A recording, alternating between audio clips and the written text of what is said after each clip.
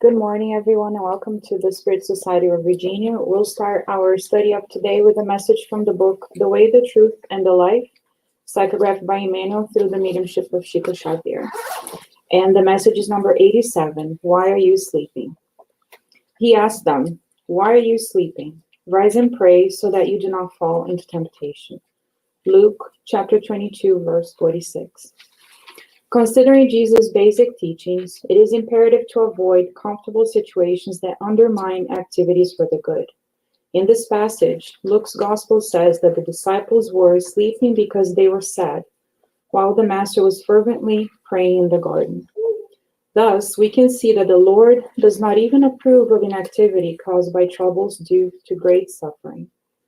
Modern-day disciples see the world as a field of labor for the kingdom, where they are to make an industrious and watchful effort, understanding that Christ is still carrying out his redemptive work of redemption for all. Remembering the prayer in Gethsemane, we are compelled to realize that innumerable Christian communities are asleep in their personal social circles, their trivial interests and ephemeral vanities. They talk about Christ and his undying exemplification as if they were sleepwalkers, unconscious about what they say and what they do, only to wake up in too late tears at the moment of corporeal death. Let us heed the Savior's question, and let us seek spiritual growth and toil, where there is no room for what is useless or ruinous to our consciences. As for you, who are still in the flesh, do not sleep in spirit, inattentive to the interest of the Redeemer.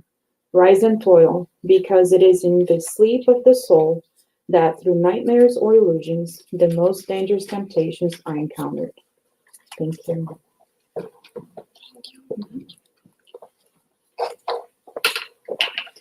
So friends, let us pray together, okay?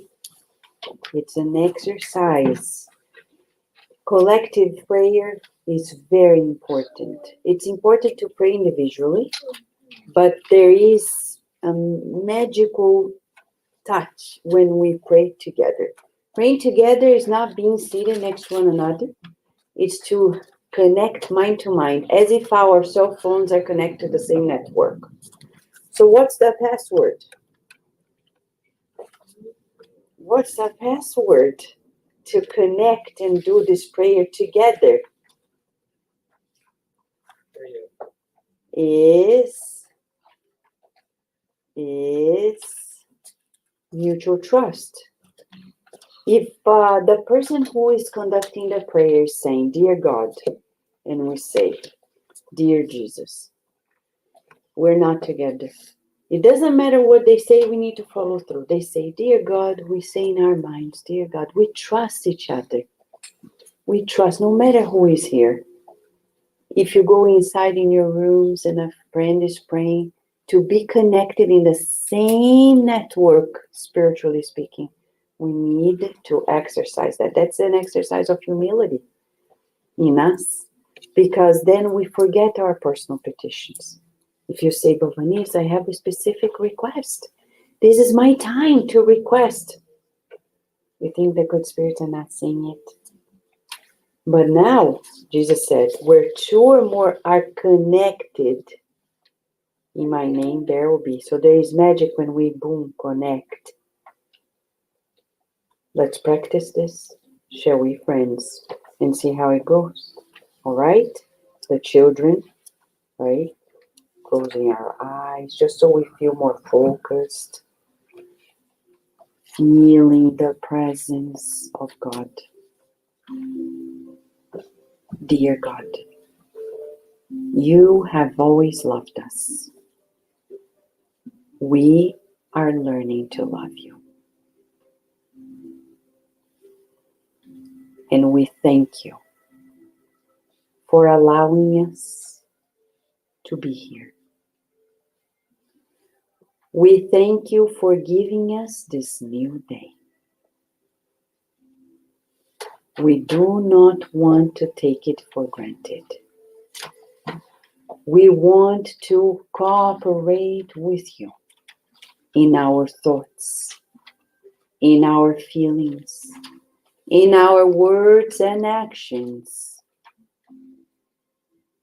we feel the presence of your messengers, the spirit doctors, the nurses, the therapists, who are here to kindly bless each one of us with energy medicine for the mind and the bodies. But we don't want to ask the good for us alone. We would like to ask for much healing to all those who have their names in the book of prayer. At Cardiac Radio, the Spiritist Society of Virginia, and other Spiritist societies connected to us. We visualize your healing hands giving to each of them the remedies that they need.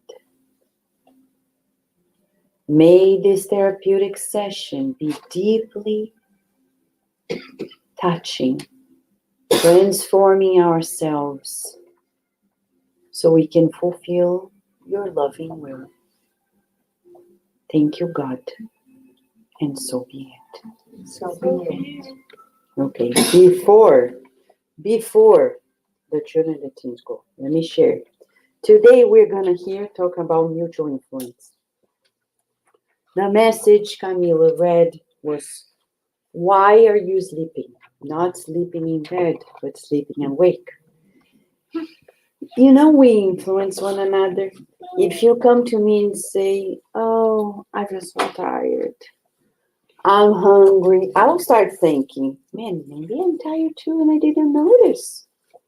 Maybe I am tired. You say I'm hungry, I'm like, oh, is it time to eat? Maybe I should.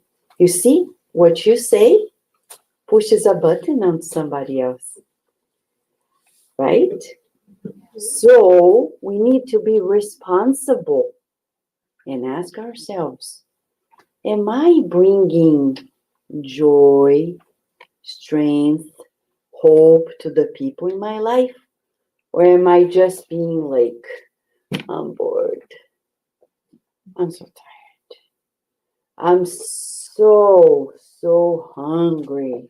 I'm sleepy. I'm sleepy, right, babe? And then you're pushing buttons in me, and I start thinking, maybe I'm sleepy too, and I didn't realize. Talking about being sleepy. Yeah, there you go. Right. So today, let's practice this awareness and see how we can do the opposite. People look at us and we are a bubble of joy and hopeful and going. They're like, man, I'm going to do the same. So practice being bubbles of joy. Go, bubbles of joy. Do your thing.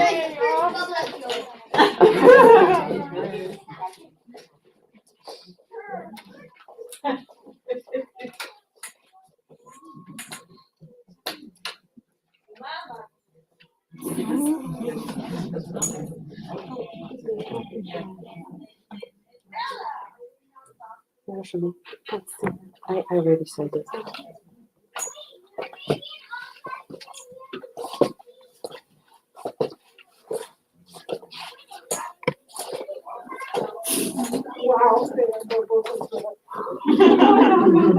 That's better. That's better. You know, our children, remember when we were kids, we didn't have this habit that the new generation has. Like, for anything, you see when Rowan gets older, you see the other children, you see and you'll be shocked. For anything, they just wake up, they're already like, I'm tired.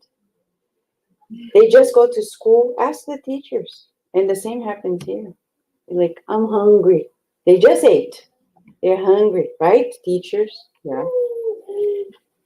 Why? Because we parents were like, oh, really? Oh, so then you don't need to do this. Oh, so then here it is. We can't go there. Saying, come on. Just be. Don't attend to these things because then we are not helping them. And that's a topic for today too.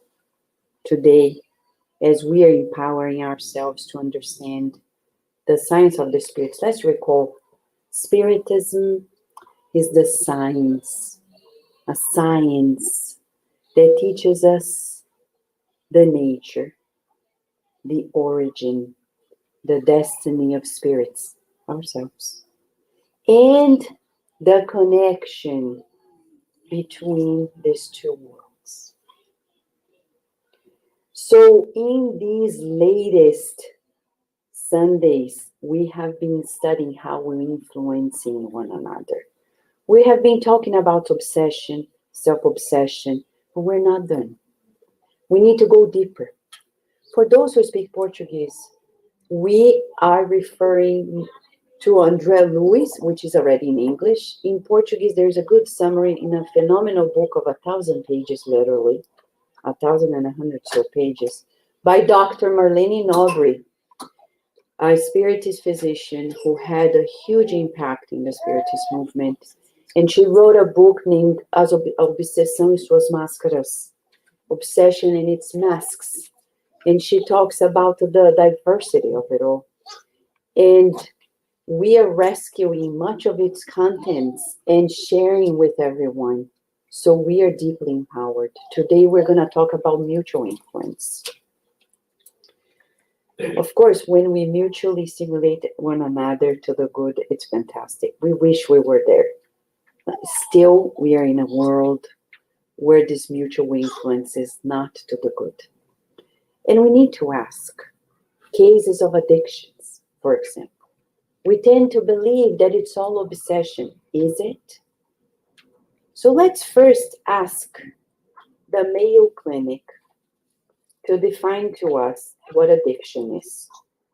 Addiction is an inability to stop a certain behavior or engaging in a behavior despite negative consequences, like drugs, including alcohol, because some people think alcohol is not drug, but it is a drug. Here in Bethesda, in Maryland, we have the National Institute of Drug Abuse. Dr. Volkov, a neuroscientist whom I know, she is the director. And they study alcohol as a drug.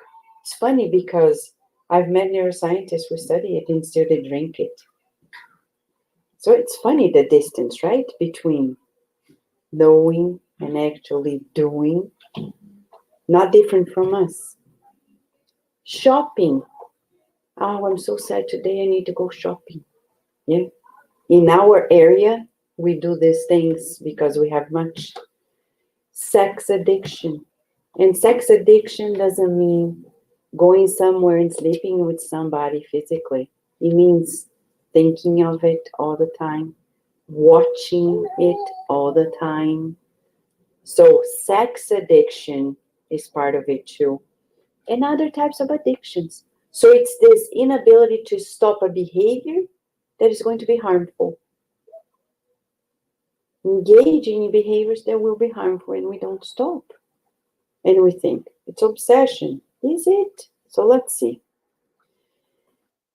Célia Regina Jorge, who is a Brazilian spiritist scholar, she says addictions are a consequence of our excessive need for sensations of all sorts. Sensations. The need to feel sensations. Eating addictions. Eating addictions. Like, I need to eat something to feel good. We have to stop it as early as they're kids. We need to turn to our children and say, are you eating out of hunger or out of boredom? Out of emotional needs? We need to help them since they're babies. I remember when Virginia was born. She was born and I was exchanging some messages with Divaldo Franco then. And I said, man, it's first week, Divaldo, and she is so hungry. She wants to be fed all the time. He wrote to me, he said, Do not let her do this. Discipline her. A baby. Discipline her. She has to eat every 3 hours. And then I was firm. And she succeeded. It starts as early as babies. It's not about being fat or not. It's about health, spiritual, emotional health. We as adults, we need to do the same. Am I eating out of boredom, out of emotional needs? Because if I am, I need to find help. Because this is not going to end up well. For us, it's suicide. Indirect suicide. Because the body spends energy to process the food that we eat. If we don't eat properly, we are destroying the body that we're given. In Spiritism, it's considered indirect suicide. It's not good. So we need to ask ourselves, what are my needs? Am I putting too much attention to a need that doesn't need so much attention? And do I crave sensations? Okay. In majority of the cases of any kind of addiction, the responsibility of the incarnate spirit is great. Often we think that our addictions are fostered by spirits who are influencing us. Actually, in Spiritism, we understand the responsibility is first and foremost of us, the incarnates.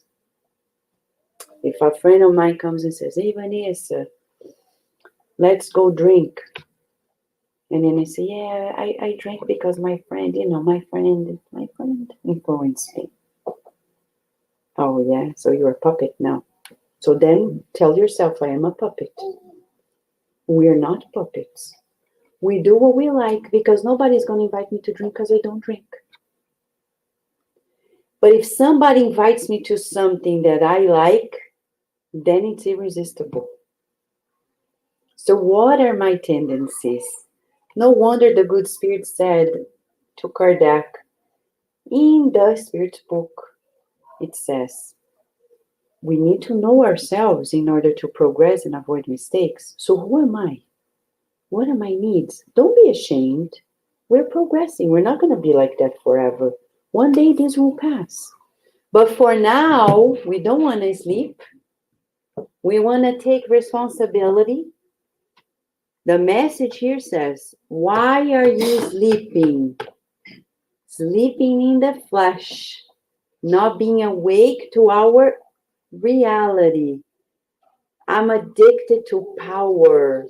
I'm going to meet friends that will organize themselves to create things, to get to things, so I get power. I am addicted to money. I will be connected to people who are thinking of money all the time. I'm addicted to gossiping, and then I'll find people and situations all the time. So for all sorts of addictions, thinking negatively. Nowadays, as the pandemic is still resolving itself, not yet resolved, we're still not to the fullest of ourselves. Society is not back to itself yet. It's going to take some time. We see some people who are still very negative, thinking negatively, being pessimistic, and that can be an addiction too. Though we know it's bad for us, we feel some morbid pleasure in being negative, in being constantly nagging about life. Are we like this? We need to find solutions because we will attract like-minded minds. Emmanuel, in the book Thought in Life, he's going to tell us everything begins in the mind. We have the willpower. But as we think and cooperate with God, we make associations, chapter 4.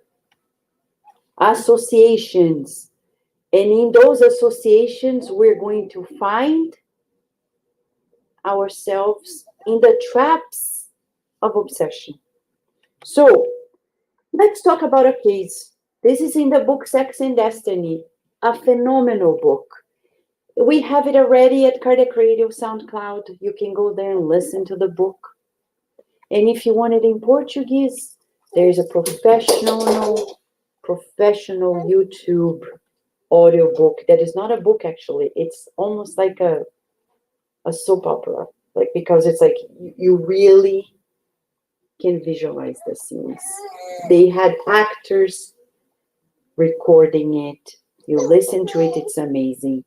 We have the case of Claudio, the man in the red robe. And you can see here, Andre Luis, Pedro Neves, brother Felix are here in the spiritual realm visiting his apartment. Claudio comes from work.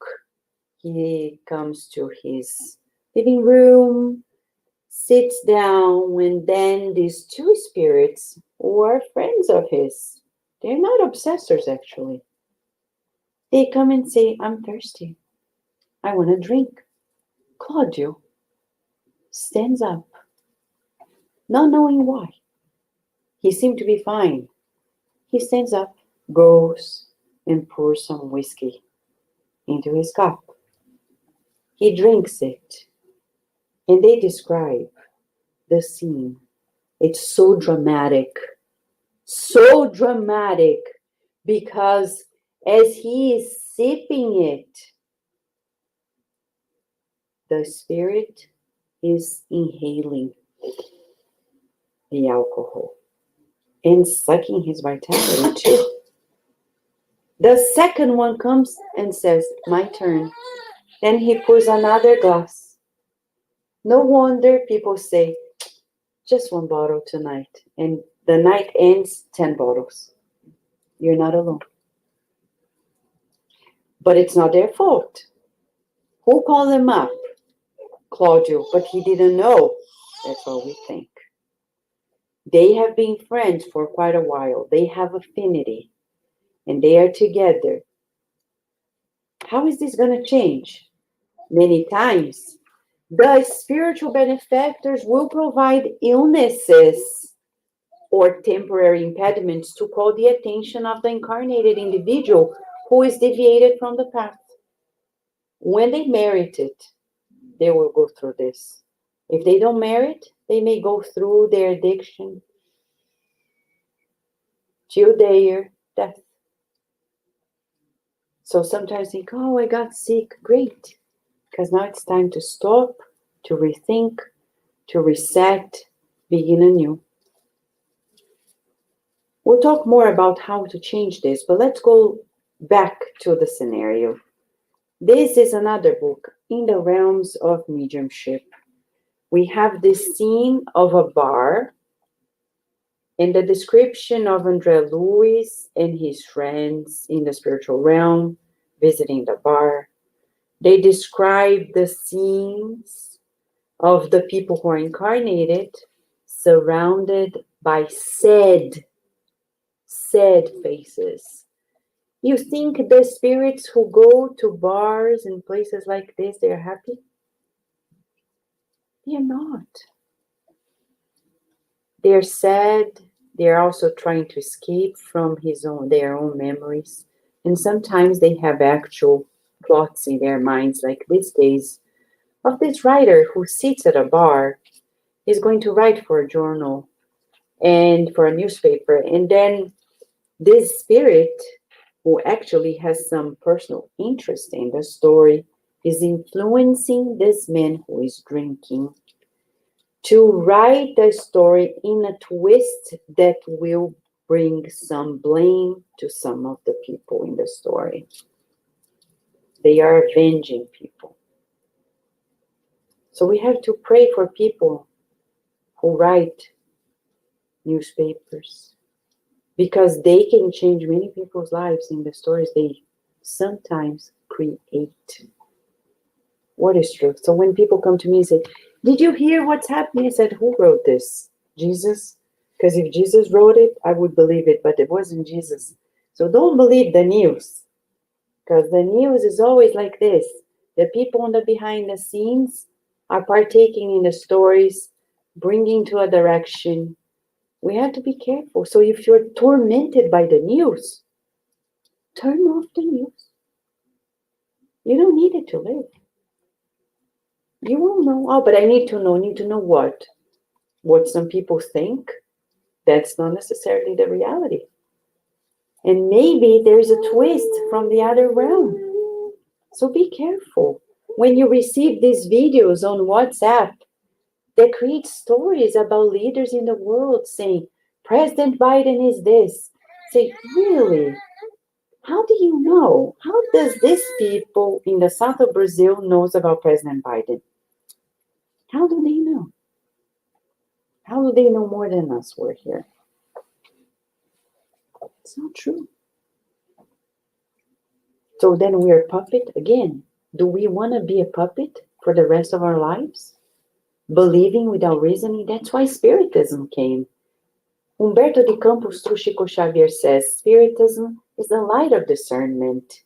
We need to use our reasoning and think for ourselves. Does it make sense? Will God allow our beautiful planet to just go by this way? No. There are many beautiful things happening, but we need to connect with these beautiful things. So when people say, oh, but my friends invited me over and I need to go there. Yeah, but at least if you're in the bar, pray that you may be a guiding light there so the good spirits can come and help those who are there. If you have to be at a party where people are drinking, think of the good spirits who can help the people who are there, wherever we are. Don't avoid the situations that sometimes are work-related, family-related.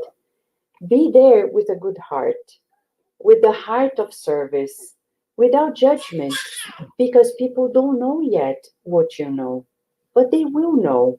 And one day they'll be grateful that you were there, that you didn't go away, that you stand strong and were the butler of the good spirits, opening the door so they could enter. Right? Oh, so what is the problem when we see addictions overall? Why does it happen? Because the incarnates, us, for now, we feed ourselves of inferior emotions. This seems to be simple, but we want to ask ourselves. Because without this self-reflection, this is fruitless. Do I feed myself of inferior emotions? What are inferior emotions?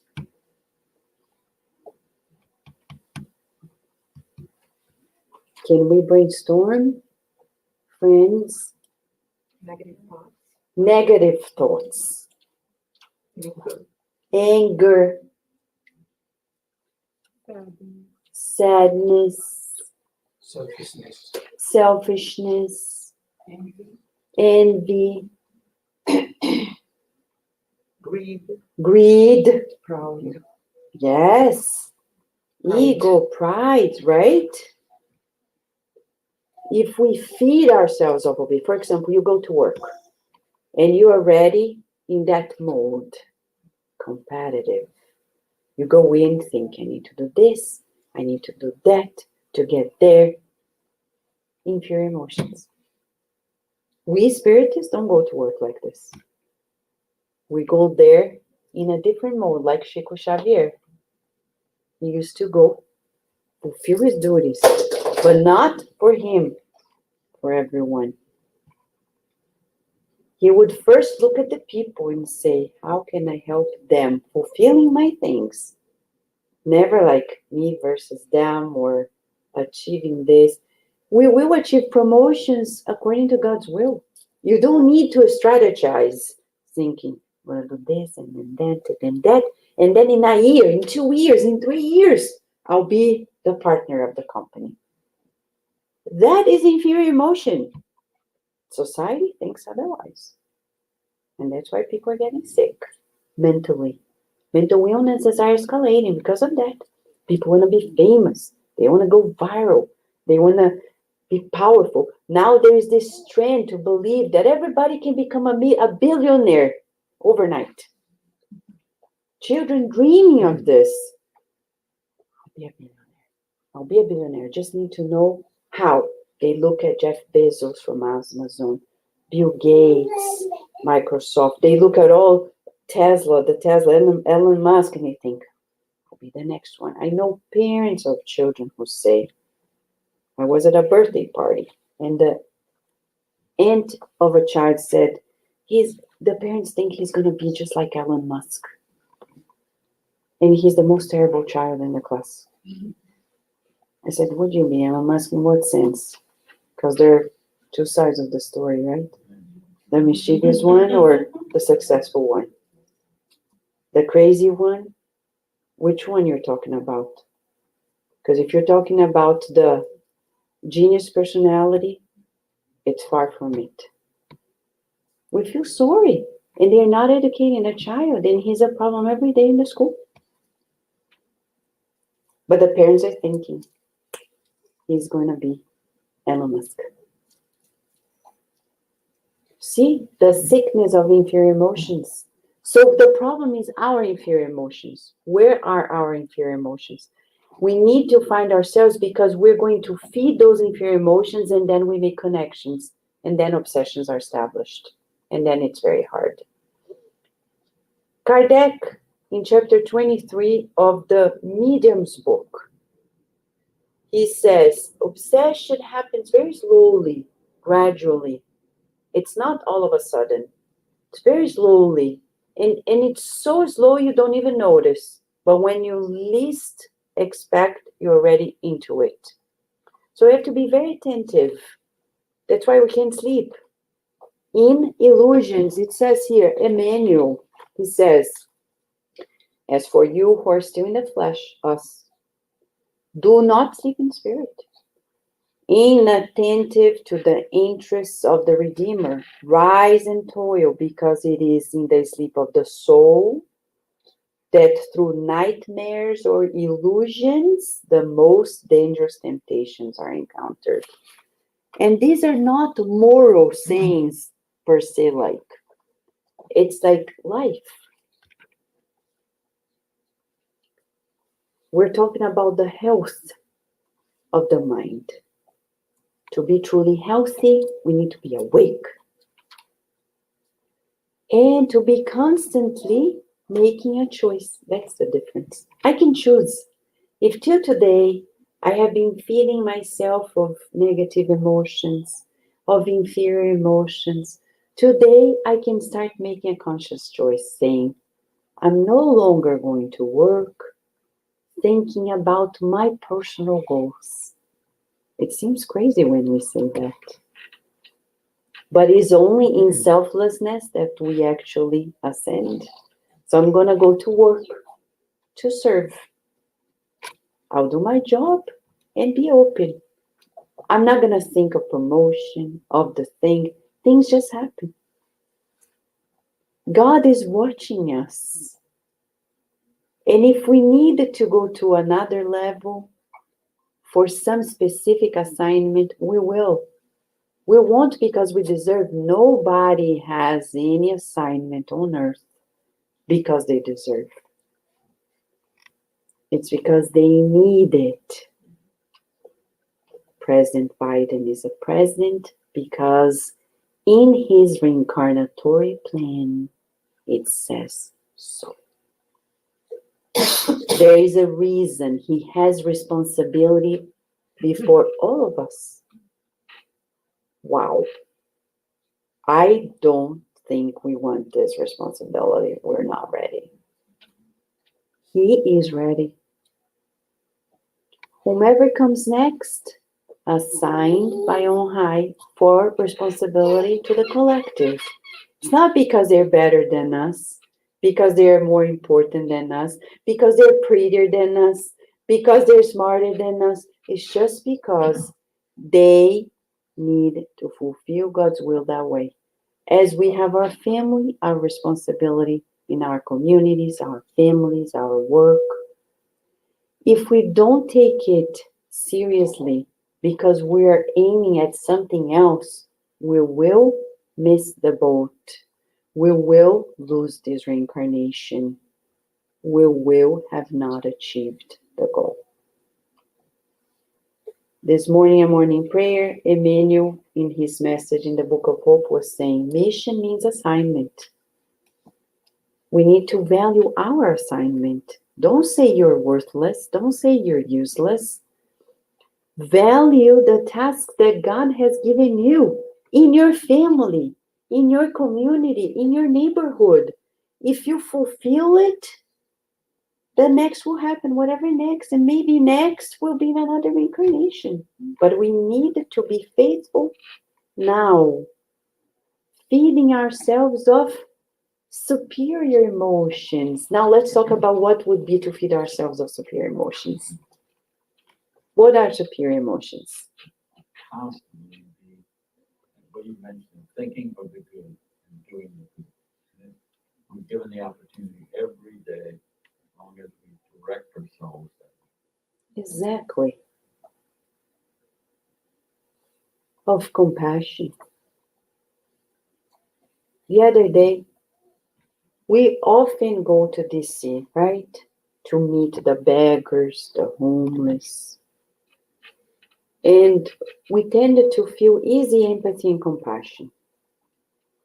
But the other day, somebody whom I knew for quite a while, by the force of circumstances in another state, became homeless.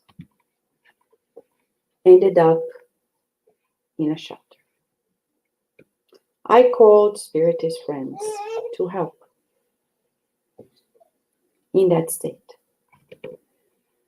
And they had a hard time helping because they were judging. They're like, how come? And then we helped him. He needed to fly back to his home, so we helped buying the ticket. And I called this friend saying, I cannot be there because it's very far away. Can you guys please help him take him to the airport? Yes. Okay, so we made arrangements. The person was in a psychiatric hospital, then in a shelter, and then he needed to go back to his home. Of course, he's not well. We as spiritists, we understand homelessness is not about laziness, it's about mental illness. They are being challenged by life. We need to help them like we have a child, a baby. Then this person whom I asked to help, he called me and said, Bernice, he's not here yet. He has a problem in his car. Bottom line, he lost his flight. And the guy said, what do we do? Put him in a hotel till we find a solution. But which hotel? He said, I'm not there, but okay, I can find a hotel. We made the reservation. We paid for it. He doesn't have money. Put him in this hotel. Later, after our commitment, we'll figure it out. Then we go, call the company, and the company is not good. They don't want to make amends. And then between the group that was trying to help, we called the man and said, look, turn off the TV, kneel down and ask for Jesus for mercy so we can help you because it's very hard now. He said, I will turn off. Pray. And we believe that his prayer was listened so quickly because then we had this idea, let's go elsewhere and find a ticket. We found a ticket and said, look, now this is where you're going to go. So you're going to take this Uber to go to the airport and take this flight. You have to be there 5 hours before the flight, okay? Not 1, not 2, not 3, 5. And stay put. Don't move yourself. They will carry you with wheelchair into the airplane. That's it. The spiritists who want to help, They want to help the unknown, because when we know somebody, they start judging. And they're in disbelief that the person is not capable of doing things. You see how we are? We want to help strangers. But when we know the stranger, instead of helping, we judge. Then we're not helping. Where's our compassion? Where is our compassion? And Mentor Joseph said, everybody was so angry in the story with the man. Everything was happening in his life. Mentor Joseph said, Vanessa, and I know him for 20 years. Mentor Joseph said, Vanessa, don't give up, because the spirits who are avenging him want him to commit suicide. So make sure that you guys stay on it and give him the support so he doesn't commit suicide. And I told him, you promised Jesus you're going to be resilient. Life is serious. Why do people become homeless? Because there are people who judge in our own families and they don't help. Who criticize, don't help. We need to develop superior emotions, compassion. Compassion is superior emotion. Empathy, superior emotion. Understanding, superior emotion. Yes, it's okay. Sometimes we won't understand, and like Jesus' disciples will be like, I'm trying to help, but they're not helping themselves. Yes, Jesus knows it. Peter often came with that excuse. We tried to go there and help, but they were not being helpful to themselves. But Jesus said, I only ask you to pray with them. Just pray. We are not going to change anybody's life, but we'll be there. We'll be side by side. You won't be alone. Superior emotions, hope. Hope. I don't see the way out, but I hope this shall pass. Like Mother Mary used to say, everything passes. This shall pass. Hope. Optimism. Dr. Martin Salomon at Penn State University, the optimistic researcher, he learned that we can learn to be optimistic. And optimism is a vital thing for our mental health. Our children, don't let them go negative. Brainwash them with the certainty that they need to practice happiness, joyful feelings, optimism. Oh, but people are like this. But you can be the turning point of the situation. Yes, Rejane. I wanted to share because some weeks ago you mentioned the book Learn Optimism. So then I bought the book. And then I'm not going to say everything because you really do have to listen and do the exercise. But one of the things that caught my attention was he asked us to do a journal entry of 5 things that happened to us and reevaluate using his method. And that changed a lot because it was like, oh, I see. So optimism can in fact be learned. Yes, thank you, Rejane. It can and should. And we need, as you are a teacher, Rejane, you know how important it is to teach the new generation to be optimistic. Because we're coming at a time where I see kids very early on. Yesterday, I was with 10,000 kids, and early, they're already saying, I'm so tired. I want to go home and watch YouTube and play video games. They are hypnotized. And parents, because we have a very busy life, say, go play some games. Go watch something. Don't. A good technique is, during the week, no tablet, no screen time. No, 0. But what am I going to do when I come home? You don't need electronics to live life. And during the weekend, timed. Hide it. Take everything, hide it, and say, play away without the electronics.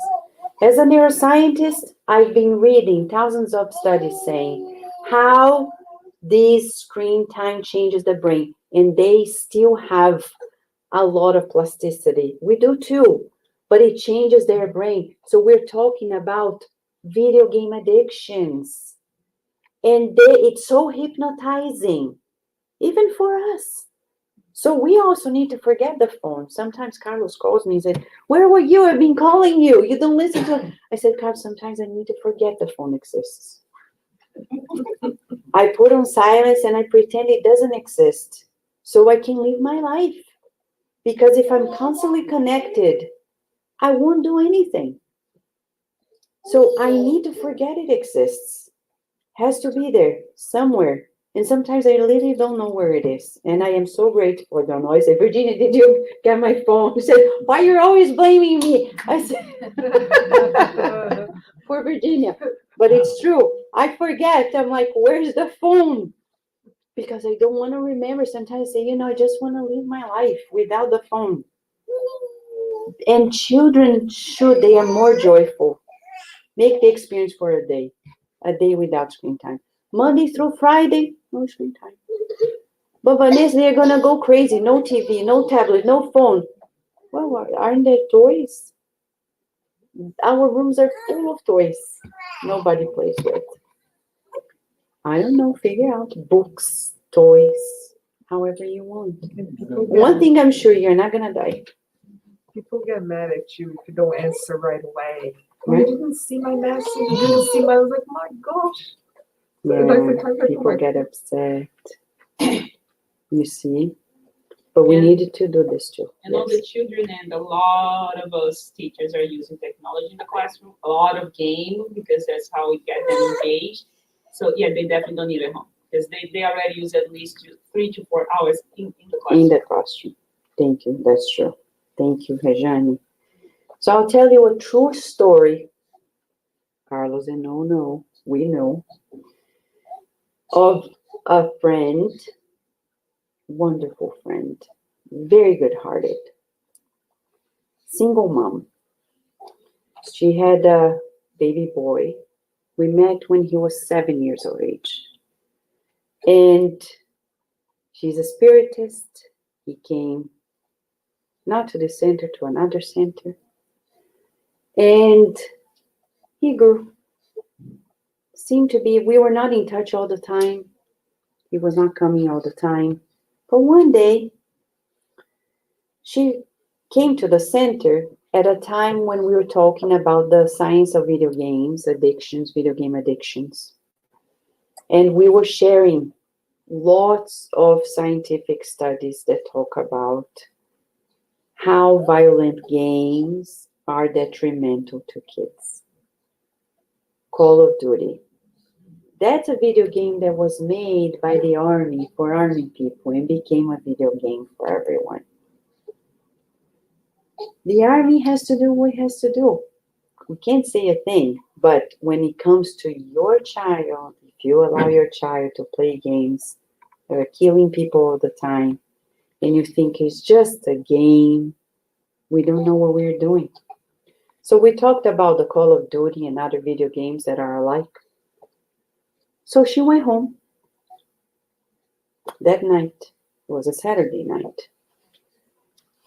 Her son was playing Call of Duty and had been playing for quite a while, and then he was 15. She said, no more. She was so desperate that she took a radical decision. She prohibited him overnight. It's as if you give alcohol to somebody every day and then you suddenly take it. What's going to happen? He destroyed her bedroom.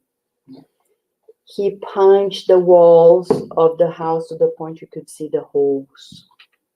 She called us. From her closet, She was hiding in her closet, whispering, Vanessa. He went mad. And we didn't say anything. I didn't even know he was playing Call of Duty. She called and said, I'm hiding because he's furious. He already destroyed everything. So Carlos and I went there. And we said, call the police. And then took him to a psychiatric hospital. We visited him. We talked to him. The video game, he had a predisposition to schizophrenia that the mother didn't know. That was turned on by the game, triggered by the event. You never know. You think your kids are playing games, they're living true lives, memories of previous lives that are being reinforced. Be careful. It's not a game.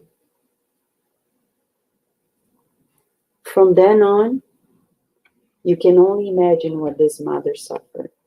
See, she suffered so much.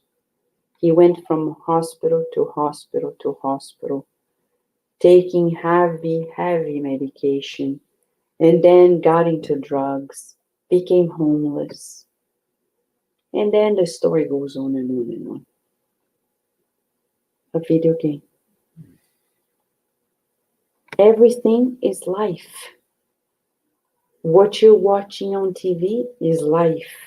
What we're seeing on the computer is life. What happens to your mind is your life. How we're feeding our lives. And a boy comes the other day in my daughter's school and says, in a field trip, I want to kill you. And he's a very cute boy. And I know him.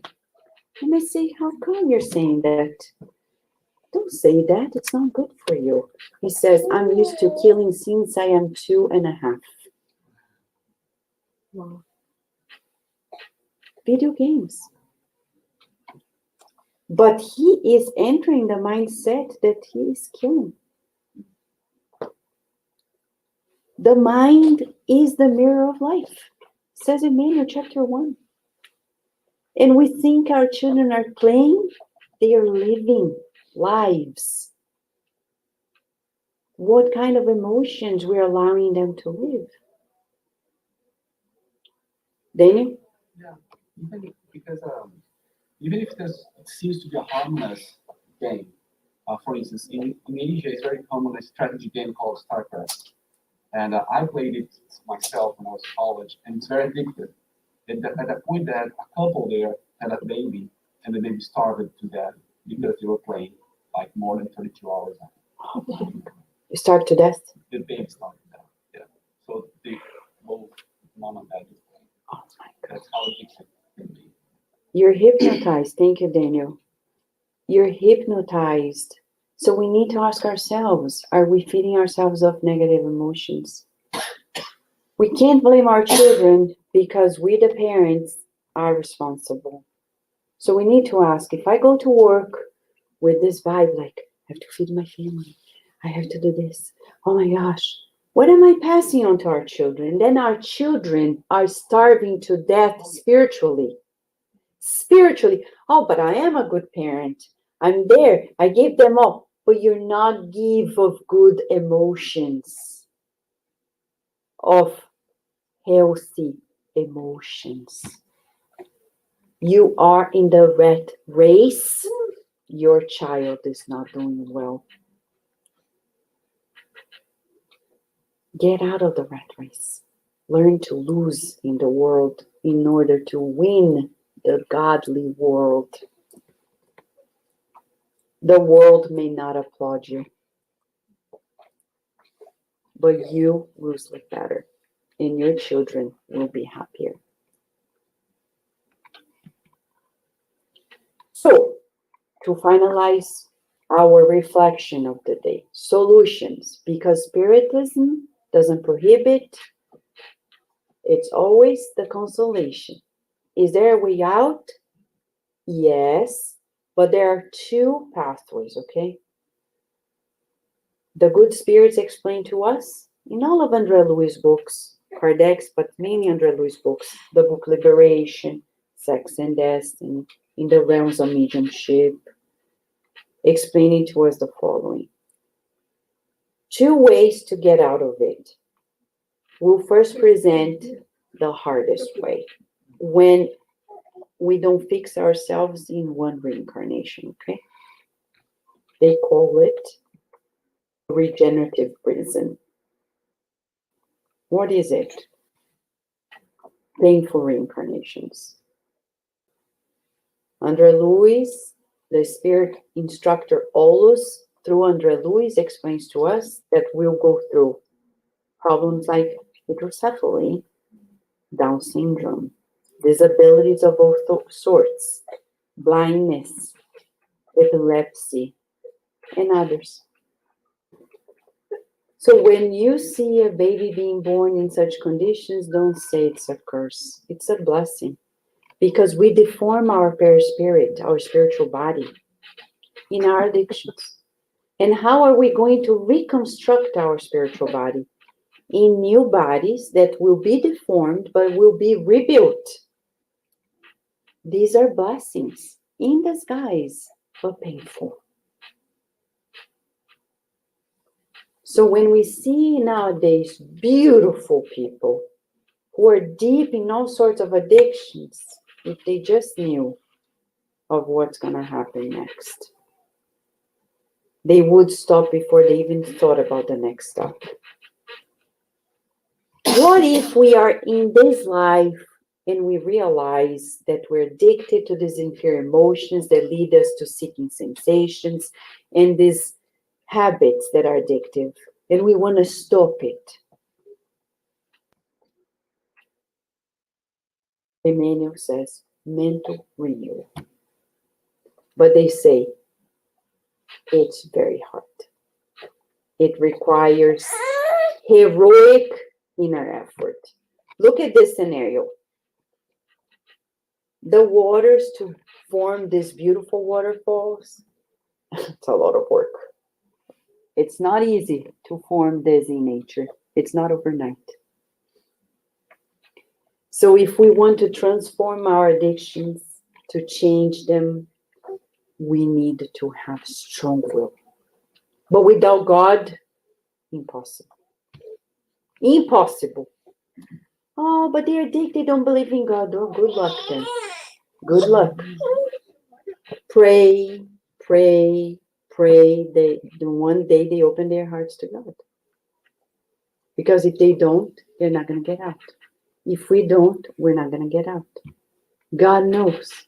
So we need this mental renewal. And for us, we're spiritists, we're so blessed to know that we have a wonderful coach for mental renewal. You know his name? Jesus. Yay! We're so blessed because we know he's the coach. Daily, he is saying, come on, begin anew. Change those thoughts. No, change the feelings. You can forgive. You can be compassionate. Be hopeful. So we need to look at the coach every day, but we can't be coached if we don't pay attention to the coach. Like some kids I know, the teachers are talking and they're looking elsewhere. The teachers are talking, you're looking elsewhere. We need to look at the coach like you go to the gym. Try a Zumba, Latin fusion class. Mamma mia. If you don't look at them, even if we look, we don't make it. Right? We don't. They are doing things like, oh my gosh, they did 3 steps, I'm still in the first one. They turn to the right, we're still on the left. Right? But at least we're there. We're trying. Maybe in the 10th lesson, we'll start getting better. I, as a Brazilian, whenever I try these Latin fusion things, I see some Asian friends. They are so good at it. I say, man, I'm Brazilian and I'm so bad at it. Like, how come? I'm so bad at it. They they are going to reincarnate in Brazil next. And They're we're ready, there. right? China. Yeah. You see? Because they've been there, and I asked them, how come? Then I saw a woman one day and I said, man, are you from Brazil or Latin America? She said, no, I'm from Ukraine. I said, Ukraine? How come? You're so good, you're better than the teacher. Oh, because I used to be a teacher there, and then I moved here, and I keep on doing this. For her, it's a religion. No wonder she's so good. So if we take it religiously, the mental renewal is gonna happen. Let's rejoice, friends. There is always hope, right? For everyone. And for extreme cases, we want to share a good practice. For cases of difficult addictions, of difficult feelings, 6 p.m. every day. Says in the book Memoirs of a Suicide, it's the hour of the Angelus. It's Mother Mary's hour. Pray every day, no matter where you are, religiously, asking for Mother Mary to intervene. I've seen personally cases of extreme addictions, of extreme cases of delinquency changing dramatically. Let's hope that better days are coming along, right? Shall we prepare now for the next part of the passage? Yes? All right. Romeo is ready. Yes. Jesus.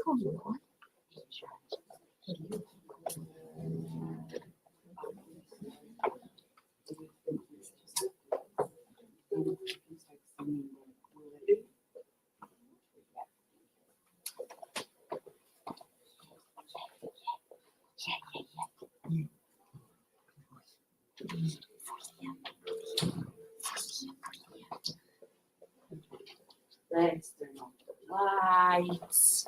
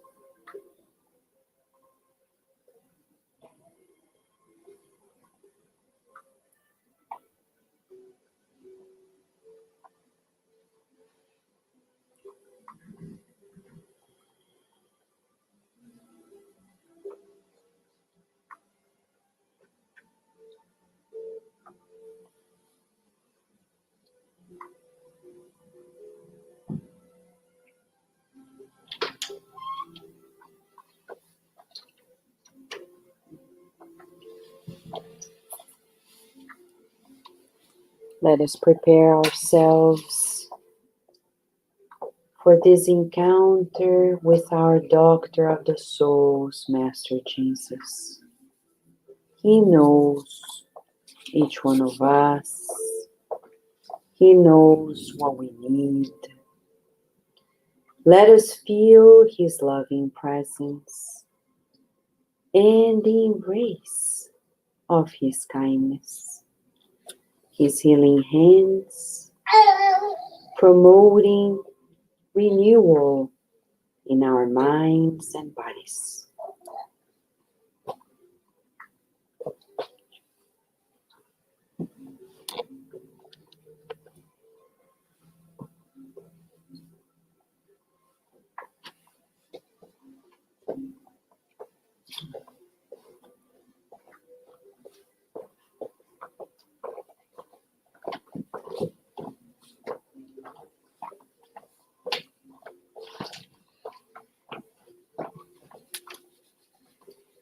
Let us help one another by visualizing the beautiful smile of Jesus, emanating hope, emanating renewal, and strength.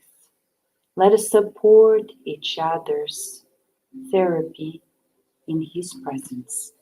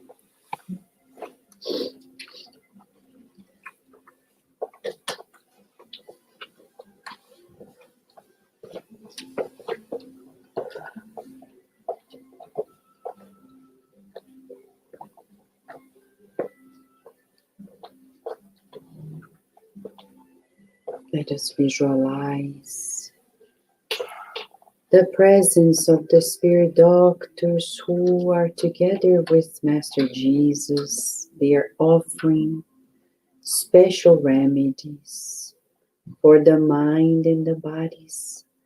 Let us breathe in deeply and slowly, helping them apply the energy medicines onto us.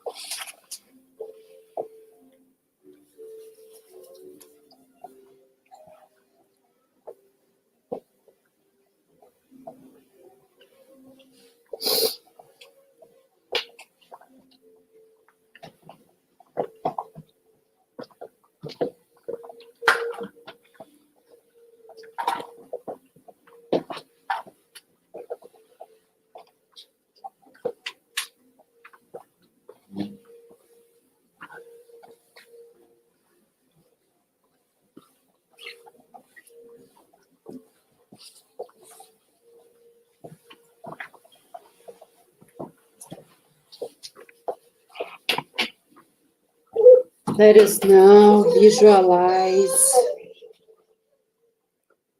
a beautiful bouquet of flowers that the loving spirit doctors are offering to each one of us. Let us bring it close to our hearts so it harmonizes our emotions, stimulating feelings of superior nature.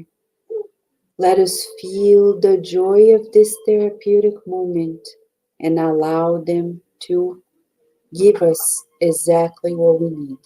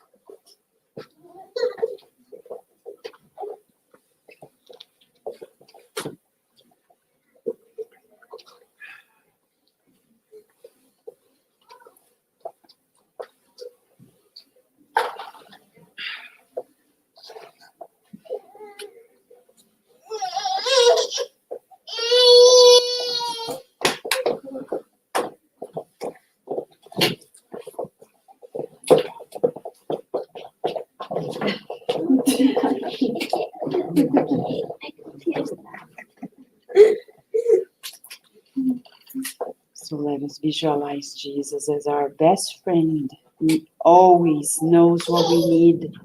Visualizing Him giving us a hug,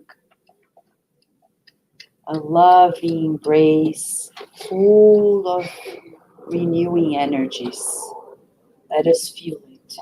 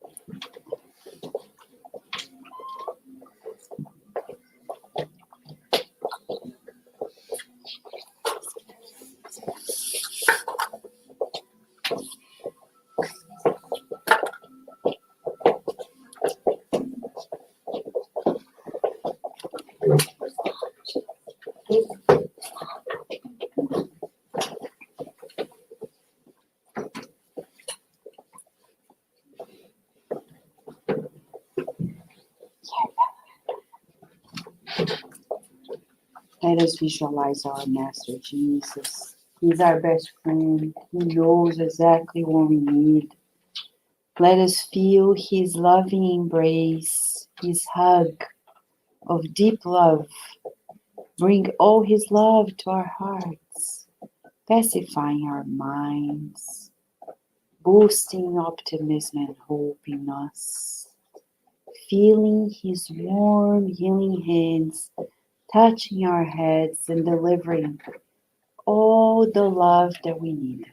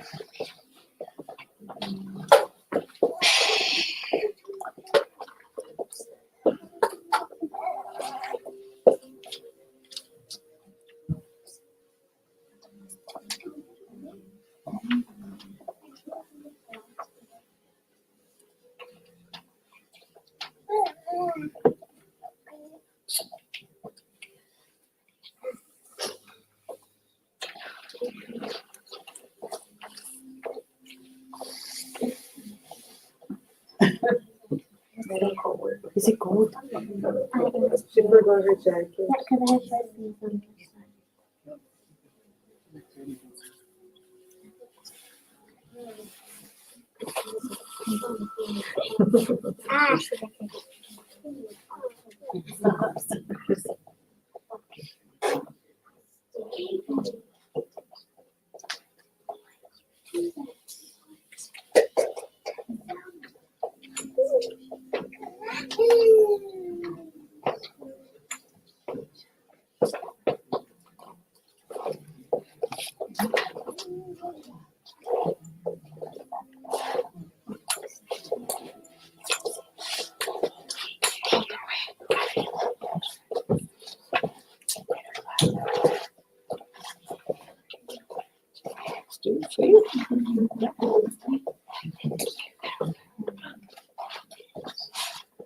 All right, so now we ask for everybody's help in this last round. So we help one another. Let us practice this great loving kindness by visualizing beautiful flowers, the good spirits distributing flowers to each and every person. Pick up these flowers. Feel the smell of healing, the colors of healing. Cherish it and see it spreading around the room, helping everyone who needs it.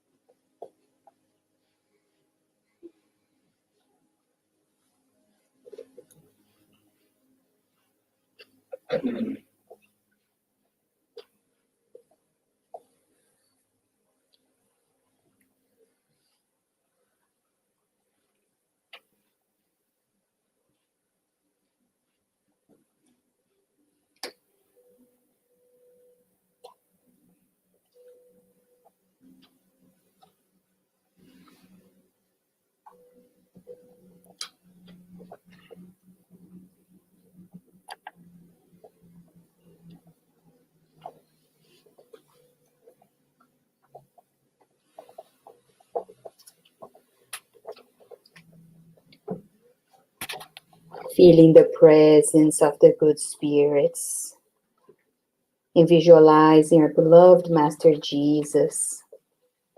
Let us say our final prayer together. Dear Master, your presence is so strong, surrounding us with your vibration of love, of peace, of hope. We pray, dear Jesus, that we can continue in your presence, allowing your aura to envelop us and our loved ones, that we can take this to our homes to help harmonize, to get rid of unnecessary emotions that are stuck with us. We pray, Divine Master, for everyone that wasn't able to make to the center today, that they also feel this love pouring over them. We thank you always for allowing us to be here once again. And with your permission and your protection, we ask to close these moments of studying of today. And so be it.